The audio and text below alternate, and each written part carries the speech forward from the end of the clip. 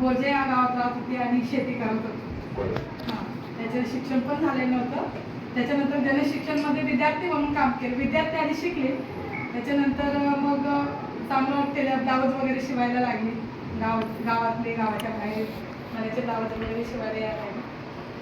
त्याच्यानंतर मग कोकणे सर मॅडम सोमय मॅडम त्यांनी मला जर विचारलं, बाबा तू जनशिक्षणमध्ये शिक्षिका म्हणून काम करू शकते का? तर मी बऱ्याच बॅचेस वगैरे घ्यायला लागले. टेलरिंग, रांगोळी काढणं, बऱ्याच प्रकारे पनवेल, उरण, कर्जत, खालापूर अशा ठिकाणी मी जाऊन बॅचेस वगैरे शिकवत होती, मुलींना शिकवत होती. त्याच्यानंतर मग मला त्यांनी APO म्हणून काम करणार काय ही संधी दिली आणि माझं पुढचं शिक्षण पण जनशिक्षण मधूनच झालं.